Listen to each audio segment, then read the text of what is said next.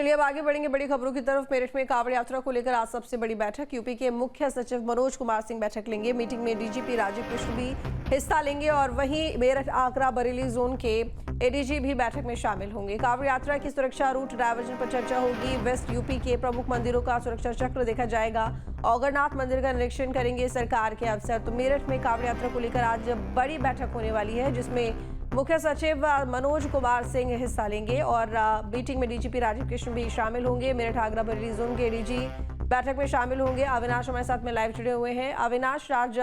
बड़ी बैठक होने वाली है मेरठ में कांवड़ यात्रा को लेकर, जिसमें तमाम जो मुख्य सचिव के साथ में बड़े अधिकारी हैं वो शामिल होंगे। क्या जानकारी बैठक को लेकर, कितने बजे होगी, कौन कौन शामिल होगा और किन किन बिंदुओं पर चर्चा होगी? देखिए, सबसे पहले आपको बता दूं कि हाल ही में खुद मुख्यमंत्री ने कांवड़ यात्रा को लेकर एक बड़ी बैठक की थी और उसमें साफ तौर पर यह निर्देशित किया गया था कि कांवड़ यात्रा को लेकर सुरक्षा का जो पूरा चक्र है, जो सुरक्षा का पूरा घेरा है, और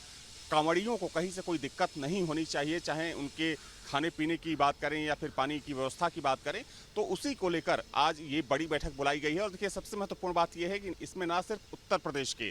मुख्य सचिव और डीजीपी होंगे, बल्कि जो पड़ोसी राज्य हैं, चाहे हम हरियाणा की बात कर लें, उत्तराखंड की बात कर लें, तो वहाँ के अधिकारियों को भी इस बैठक में बुलाया गया है। क्योंकि देखा जाए तो जब कांवड़ यात्रा शुरू होता है तो वेस्ट यूपी में खास तौर पर जो एनसीआर के इलाके हैं या फिर जो पूरा पश्चिमी यूपी का इलाका है, वहाँ पर लाखों की तादाद में जो कांवड़िए हैं वो कांवड़ यात्रा करते हैं। और हर बार देखा जाता है, जब से, अगर हम योगी सरकार की बात करें, जब से योगी सरकार बनी है तो कांवड़ियों के लिए खास व्यवस्था की गई है और उसी को लेकर ये बैठक बुलाई गई है। चाहे उनके ठहरने की व्यवस्था हो, रास्ते में चूंकि कुछ परेशानियां भी होती हैं, पानी से लेकर खाने की व्यवस्था होती है, कई जगह बवाल भी होता है, तो इन तमाम चीज़ों को रोकने के लिए बैठक बुलाई गई है और कोई भी परेशानी ना हो कांवड़ियों को, उसको लेकर जो जिला प्रशासन के लोग होंगे उनको किस तरीके से सुनिश्चित किया जाएगा, उनको क्या कुछ गाइडलाइन दी जाएगी, तो उसको लेकर ये आज बैठक बुलाई गई है दिन में।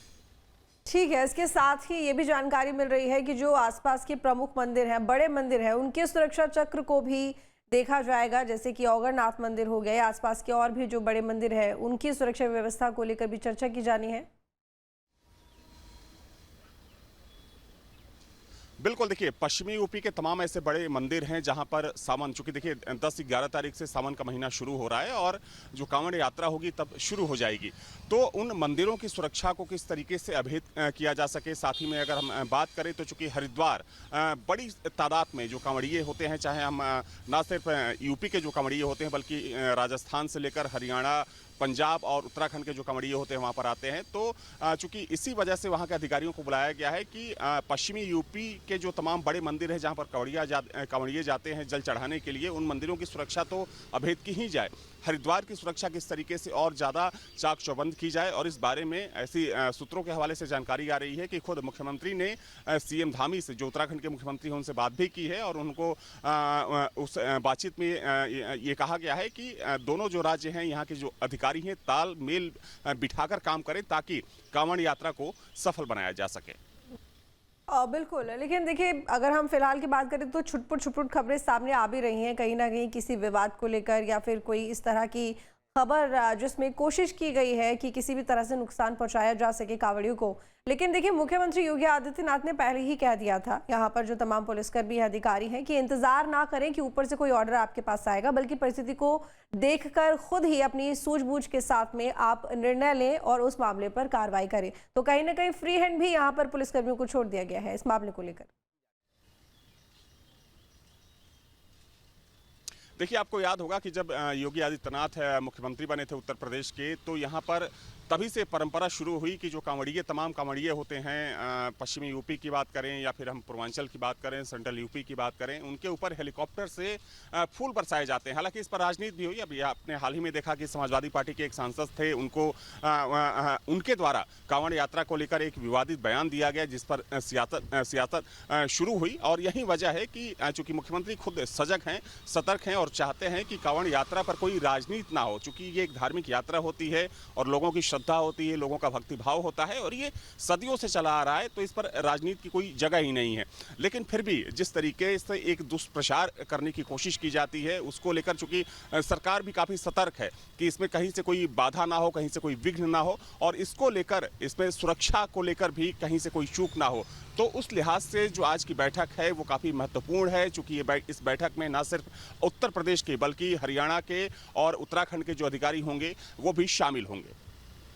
ये बैठक मेरठ में होगी कहाँ और क्या वर्चुअल ये बैठक होने जा रही है या फिजिकली तौर पर सभी वहां पर अवेलेबल रहने वाले हैं? देखिए, ये वर्चुअल बैठक नहीं है, फिजिकली जो तमाम अधिकारी होंगे वहाँ पर मौजूद होंगे, चूँकि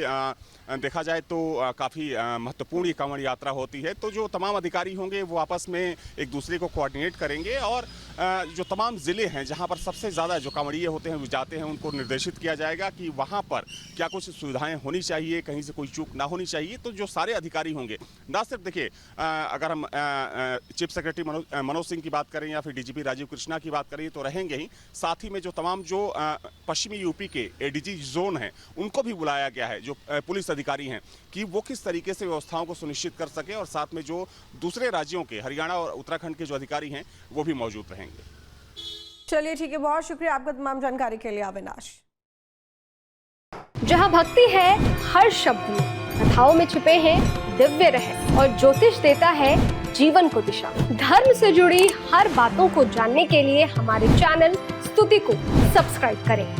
चैनल पर जाने के लिए इस लिंक पर क्लिक करें।